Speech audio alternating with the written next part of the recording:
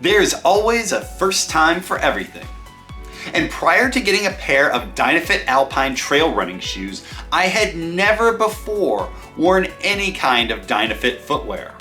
So this was a great opportunity to see how the brand stacks up against the other types of shoes I rotate into my trail runs.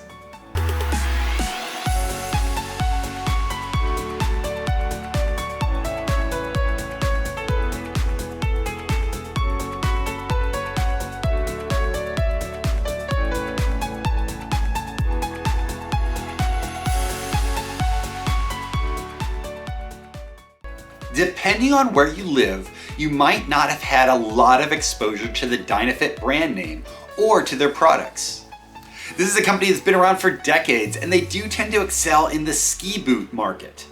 However, their foray into the trail running shoe market is a lot more recent. Today they have about a half dozen different shoe models for trail runners, including waterproof Gore-Tex variations.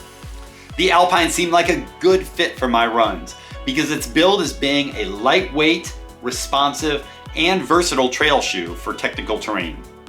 In recent weeks, I've put about 55 miles on these shoes during runs of varying distances, though all but one of them were under 10 miles. First off, these shoes ran small for me, which is something you've probably seen on other reviews if you've looked up these shoes before. The first pair I received using my normal sizing for trail shoes had to be exchanged for a half size up.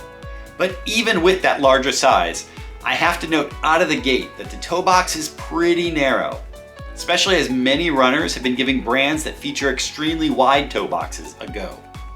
The Dynafit Alpines will likely be an adjustment. But what really did stand out in a positive way was the grippiness and responsiveness of these shoes. The cushioning hit that sweet spot of protecting my foot while also giving me great control and contact with the ground and helping propel me forward. Dynafit calls that their Alpine rocker sole design. I love the way that I could connect with the terrain, and I felt so much more explosive on the rockier trails because I had such a better sense of my leverage underfoot. I liked the tread on the Vibram Mega Grip outsole, which worked best in drier conditions. I felt sure-footed in those scenarios, and I had good experiences both on dirt and hard-packed gravel trails. But as you can see here, muddier terrain can be a bit trickier, with lots of mud potentially getting stuck to your soles due to the tread pattern and the outsole material combination.